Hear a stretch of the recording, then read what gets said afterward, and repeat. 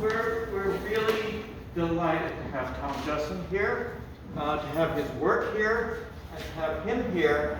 And I am totally putting him on the spot. Yeah. Because we didn't say he was going to be expected to say anything. But he is a wonderful talker about his work.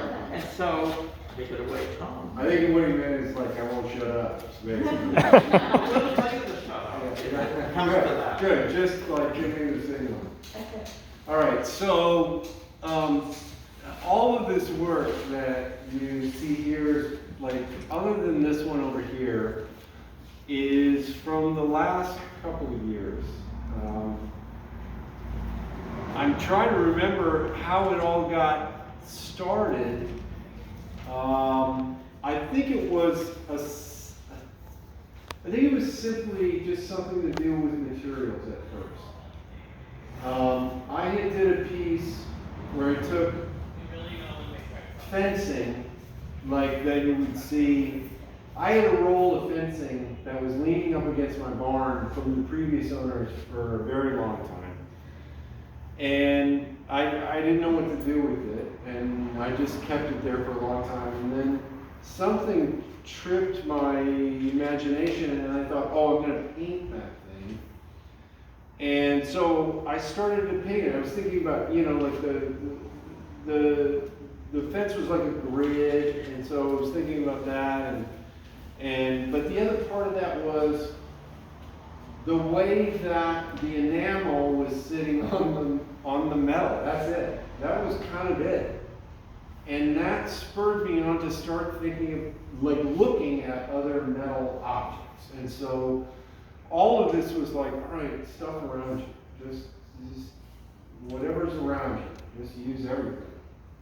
And so I started looking at these cans. I started looking at the kind of consumption that we had at home. Like, all this stuff comes from home, pretty much.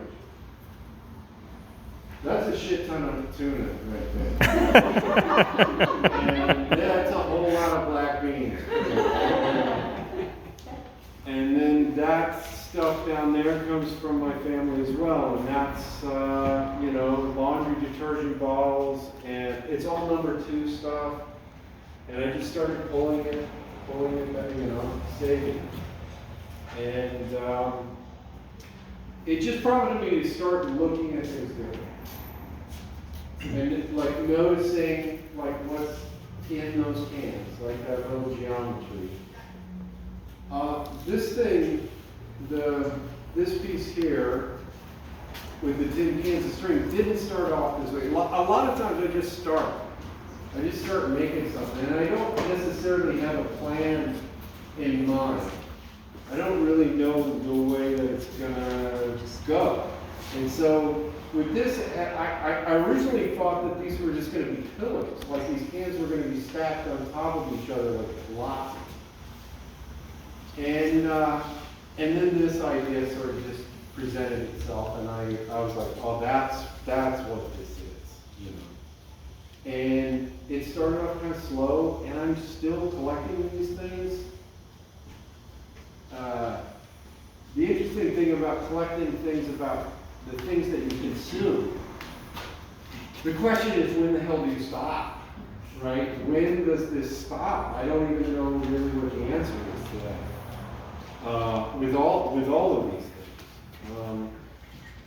So this piece back here is also recycled stuff that I had, like a lot of 1x4. Like I come from a painting tradition, and a lot of that stuff came from old stretcher bars that I've used. I just, you know, tore down and remade. And that was also sort of an experiment. Like at first I thought, oh, maybe I could try and balance these things like pillars, and that didn't work, obviously. But I kept creating these kind of slats, like the things that had different angles to them, and then I just thought, like, well, I'll have this kind of like rhythm to this thing.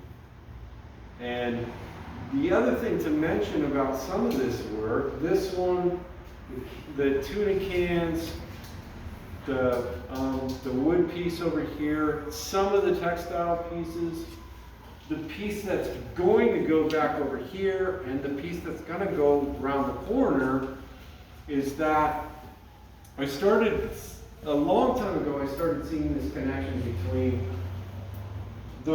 the way that you make art and playing games. Simply that, like, when you are, take for instance a drawing, right? If you're doing a drawing, you're constantly organizing that surface. So as soon as you put that first mark down, you're constantly moving things around.